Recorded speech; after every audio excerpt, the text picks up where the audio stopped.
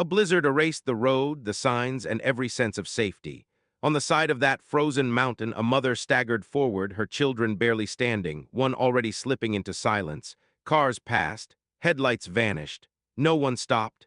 Then a black man pulled over, and in that moment, fear, prejudice, and survival collided. She didn't know if trusting him would save her family or destroy them. The storm didn't care. The cold didn't wait. And what happened next exposed more than the cruelty of nature.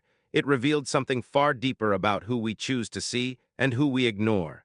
Would you have stopped? Comment and tell us where you're watching from, and subscribe for more powerful stories. Anthony Carter had learned to move through life quietly. In the small mountain town tucked between long, winding roads, people knew his face but rarely his story. To them, he was just another black man driving an old truck, keeping to himself, doing what needed to be done and expecting little in return. He worked long hours, lived modestly, and carried the weight of loss without ever letting it spill into the open. Grief had already taken enough from him, and he refused to let it harden his heart. That night, the storm came without mercy. Snow buried the road faster than the plows could keep up, swallowing tire tracks and turning familiar turns into blind guesses. Anthony was driving home slowly, hands tight on the wheel, fully aware that one mistake could leave him stranded in the cold like so many others before him. He had every reason to keep going, every reason to get home and shut the door against the weather. But as the blizzard thickened, something along the roadside caught his attention. Shapes where there shouldn't have been any. Movement against the white. A woman, later known as Laura, struggling forward with her children, their bodies fighting a losing battle against exhaustion and freezing wind. From a distance, it was clear they had been walking far too long. One child barely moved at all. Anthony felt the pull immediately, the same instinct that had guided him through loss, through nights when no one had shown up for him.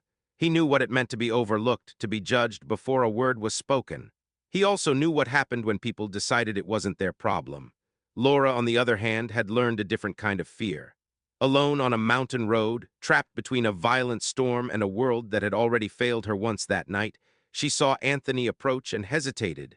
Not because of what he did, but because of who he was. The storm pressed closer. Time slipped away. And in that frozen moment, choice and consequence stood face to face, waiting to collide. The moment Anthony Carter stepped out of his truck, the storm swallowed him whole. Snow drove sideways, stinging his face, clawing at his breath. Every step toward Laura and her children felt heavier than the last, not just because of the drifts rising around his boots, but because of the silence that followed him. No other engines slowed, no doors opened. The world kept moving past them, choosing warmth over responsibility. Laura watched him closely as he approached, her body tensed, every instinct screaming caution. She had already lost control once that night. When the car slid, when the chaos tore her family apart, when the mountain showed how small they really were. Now, alone in the dark with her children fading in the cold, she was being asked to make another impossible decision. The storm howled louder as if daring her to wait any longer.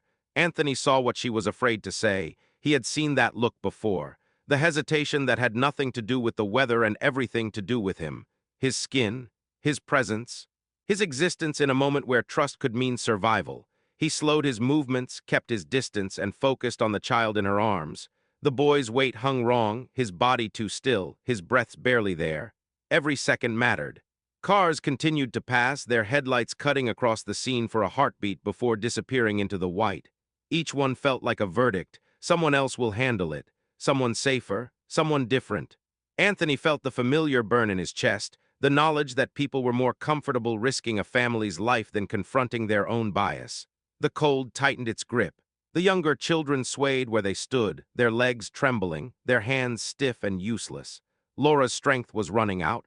The mountain didn't care about her fear, and it didn't care about Anthony's patience. When she finally moved, it wasn't trust that guided her, it was desperation. Inside the truck, the contrast was shocking. Warm air crept back into frozen limbs. Snow melted off coats and pooled on the floor. Anthony drove with one hand, steadying the unconscious boy with the other, his eyes flicking constantly between the road and the child's face. The road twisted upward, barely visible beneath layers of ice. One wrong slide could send them all into darkness. As they climbed, Laura began to unravel. Hours of terror surfaced in shallow breaths and shaking hands.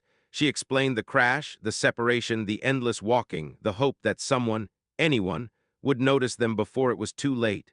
Anthony listened without interrupting, absorbing every word even as his focus stayed locked on keeping them alive. The town they passed through slept peacefully. Houses glowed softly behind curtains. People were warm, unaware that a family had nearly vanished just miles away. Anthony recognized some of those homes. He knew the whispers that followed him in daylight, the quiet judgments made without evidence. Tonight, those same judgments had nearly cost lives. When his cabin finally emerged through the snow, relief came fast but fragile. This wasn't the end. It was only a pause. Inside, his children reacted without hesitation, moving with a calm urgency that spoke louder than words. Blankets, heat, water, small acts stacked together, pushing back against the night. Anthony worked methodically, checking the boy, watching for signs that could turn hope into panic.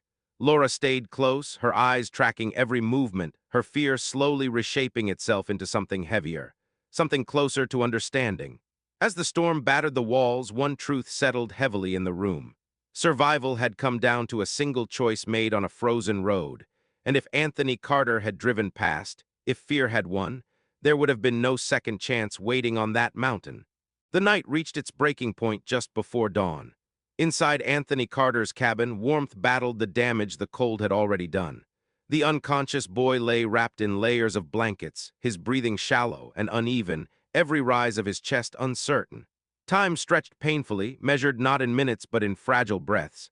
Anthony stayed close, watching for the smallest sign that hope might slip away if he looked elsewhere. Laura hovered nearby, her exhaustion giving way to fear sharper than anything the storm outside could deliver. The reality of how close she had come to losing everything pressed in on her. Hours earlier, she had stood frozen on a mountain road, questioning whether the man offering help was more dangerous than the blizzard itself. That hesitation now echoed loudly in her mind as she watched Anthony fight to keep her child alive. Anthony felt the weight of it too. He had lived his entire life navigating moments where trust was withheld, where intentions were doubted before actions were understood. But this moment went beyond reputation or judgment. This was life balanced on the edge of chance. He focused on what mattered: stability, warmth, and time.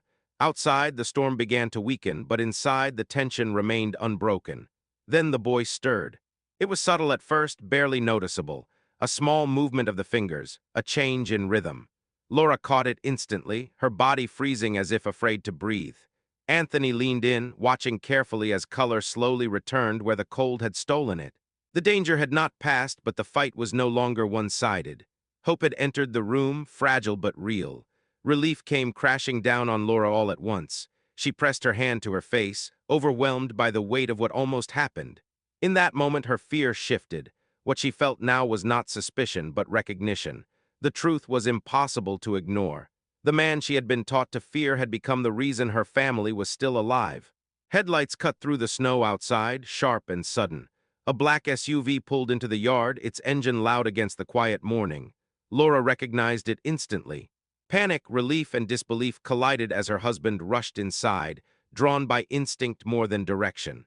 The reunion that followed was raw and unfiltered, a release of terror that words could never capture. Anthony stepped back, giving them space.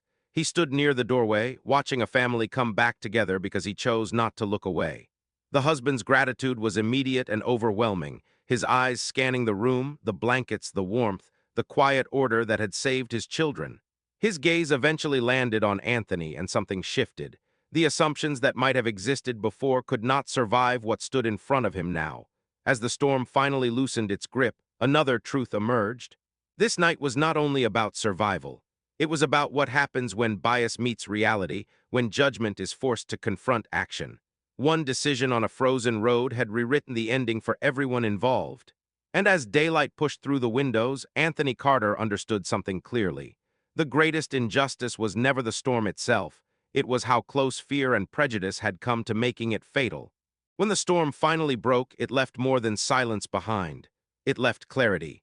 The mountain road that had nearly taken a family faded back into ordinary distance, but nothing about that night could ever be ordinary again. Laura and her children survived because one man chose to stop when the world kept driving.